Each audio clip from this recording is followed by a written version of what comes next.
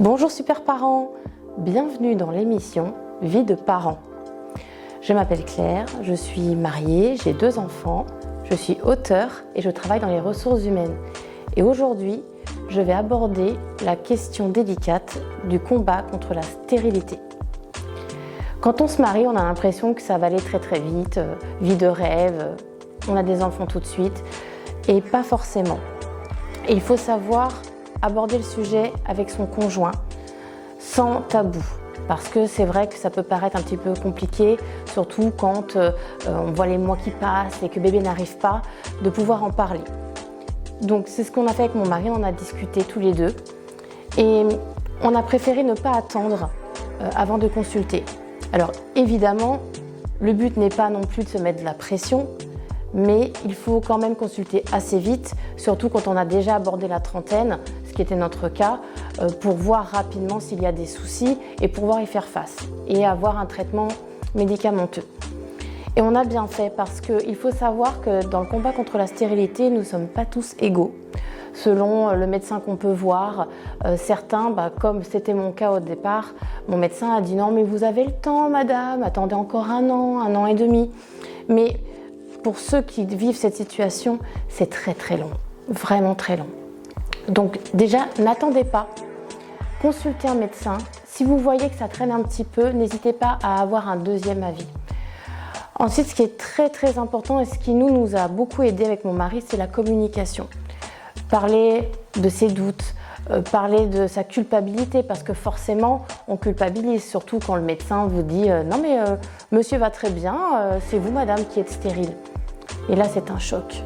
Et pour certaines femmes, ce qui a été mon cas, elles se culpabilisent tellement qu'elles préfèrent que leur mari même les quitte. Moi, j'avais dit à mon mari « Écoute, va avec une femme qui te donne des enfants ». Donc vraiment, la communication, c'est très important. Ne pas culpabiliser, parce que c'est vrai qu'on tombe dans un univers où bien souvent, on accuse la femme d'entrer, d'être stérile. Bon, heureusement, en France, maintenant, on prend tout de suite en charge les 2 parents, futurs parents, parce qu'il faut savoir que le mari aussi peut avoir des problèmes de stérilité.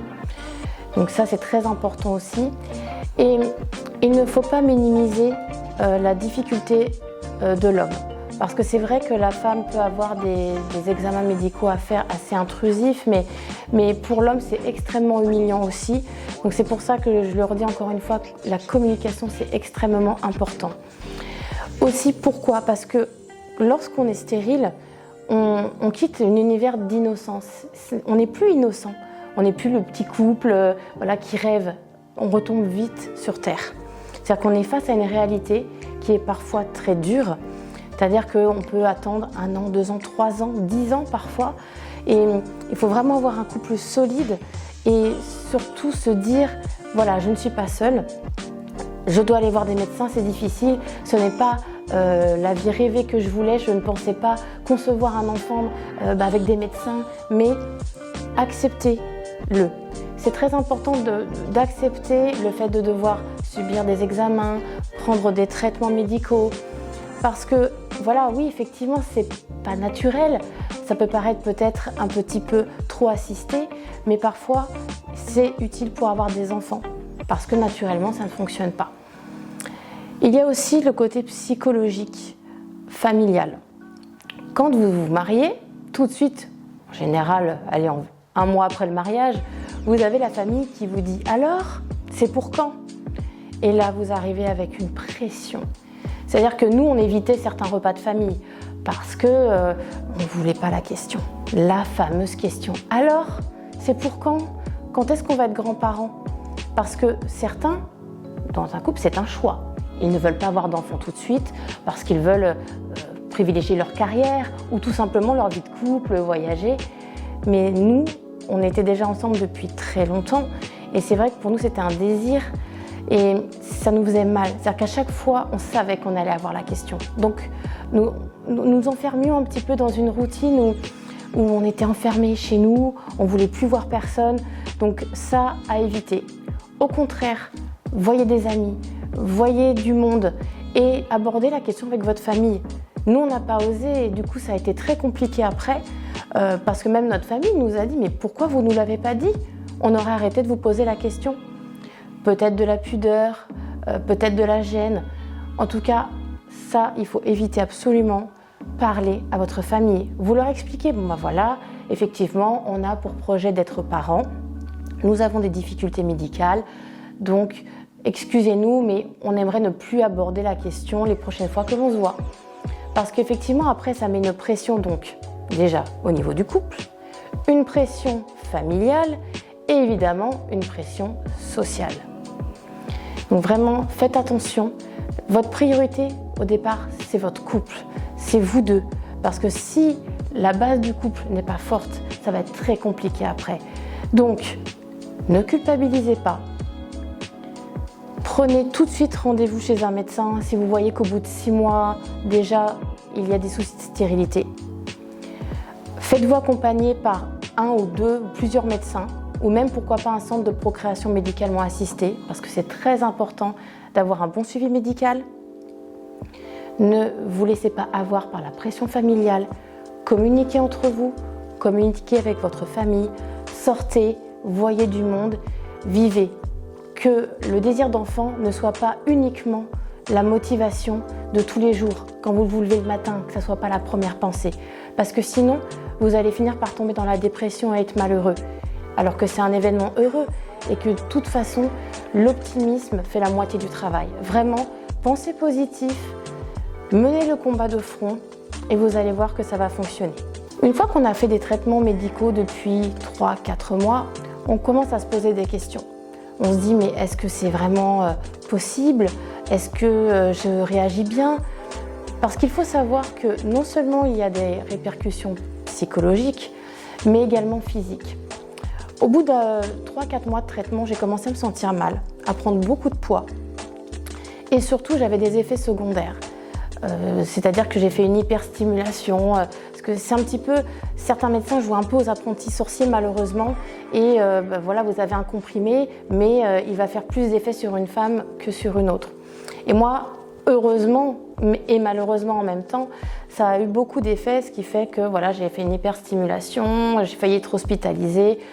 Bon, tout s'est bien terminé, mais voilà, il faut savoir qu'il y a une question de réglage. Donc, ça peut être pris un petit peu comme cobaye. Donc c'est vrai que je me suis sentie être un cobaye pendant un petit moment. Mais voilà, prenez cela comme une chance. Il y a des traitements qui existent. Oui, ça demande un petit peu de réglage. Oui, parfois il y a des effets secondaires, mais c'est utile. Parce que c'est ça qui va vous permettre de pouvoir devenir parent. Il faut savoir aussi qu'avec les traitements médicamenteux, que ce soit par comprimé ou par piqûre, parce qu'à un moment donné, quand on est en procréation médicalement assistée, on arrive aux piqûres, il y a une culpabilité, mais aussi une peur. Moi, j'avais par exemple très très peur de me piquer avec une aiguille. Alors jusqu'à ce jour, la question ne s'était même pas posée. Et mon mari avait voulu m'aider et j'ai refusé parce que c'était mon problème. Et ça, c'est une erreur. Parce que du coup, l'homme se sent vraiment dépossédé de son rôle. L'homme, il protège sa femme, il s'occupe d'elle, il veut qu'elle soit bien. Donc là, il voit sa femme pas bien, mais en plus, elle le laisse complètement de côté. Donc là, c'est une erreur et ça a fait beaucoup de mal à notre couple. Donc c'est pour ça que je vous mets en garde là-dessus. Donc laissez l'autre, parce que ça peut être l'homme qui a des traitements, donc laissez le conjoint, l'autre, entrer un petit peu dans votre univers et vous aider, ne serait-ce qu'en vous donnant une petite parole de réconfort. Bon, moi, mon mari m'avait proposé de faire les piqûres à ma place et je lui dis non, c'est mon problème, c'est moi. Alors, culpabilité évidemment, c'est moi le problème, donc c'est moi qui vais le faire. Et finalement, on s'est éloigné. À un moment donné, on a eu l'impression d'être un couple complètement à la dérive parce qu'on était chacun dans notre souffrance. Les traitements avançant, donc là, maintenant, on passe à 6 mois, 1 an et demi de traitement, rien ne se passe. Donc, j'avais pris à peu près 14 kilos. Donc, il faut savoir, déjà, le physique change. Donc, on n'est plus la femme que notre mari a épousée. On se sent mal dans notre peau. On a les effets secondaires des médicaments. Et en plus, on ne lui parle pas. Donc, le conjoint se sent complètement à part. Et là, ça peut provoquer mésentente et dispute, ce qui avait été notre cas. À un tel point qu'on a décidé d'arrêter les traitements. Donc là, que je peux vous conseiller, c'est si vous voyez que les traitements durent, qu'il y a des effets physiques, psychologiques et que votre couple est en danger, arrêtez tout. À un moment, juste pour faire une petite pause et vous retrouver en tant que couple. Beaucoup d'hommes disent qu'ils se sentent considérés comme des géniteurs. Mais c'est vrai. Bon, la femme est un petit peu plus habituée parce que c'est elle qui subit en général les examens médicaux les plus intrusifs. Mais l'homme aussi. Il faut savoir que l'homme, souvent on le met de côté, on lui dit d'attendre dehors. Et en plus, on lui dit « Ah bah attention monsieur, votre femme va faire une piqûre tel jour, donc soyez prêts. » Mais soyez prêts. C'est mettre l'être humain à l'état animal. Et ça aussi, c'est un danger. Donc, je ne saurais que trop vous conseiller de communiquer et de prendre les décisions ensemble, notamment pour l'arrêt des traitements. Dans notre cas, c'est ce que nous avons fait. Et nous avons réfléchi à l'adoption. Parce que être parent, ce n'est pas forcément accoucher d'un enfant, c'est accueillir un enfant. Et pourquoi pas accueillir un enfant qui est à l'adoption, qui est dans un pays éloigné, qui est malheureux et qui ne demande qu'avoir de l'amour en fait. On a parfois des préjugés ou une idée très très fixe de être parent, c'est accoucher, etc. Mais c'est tellement plus large que ça. Et effectivement, ça a été notre cas. Et le fait d'arrêter les traitements, on quitte un univers froid, hostile, on se retrouve en tant que couple et on se rend compte que finalement, ça nous a un petit peu parasité dans notre vie pendant 2 ans, 3 ans. Et là, on se redécouvre en tant que jeune couple. Donc vraiment, faites-le. Ça vous aide aussi à apprivoiser votre souffrance et à passer juste à autre chose.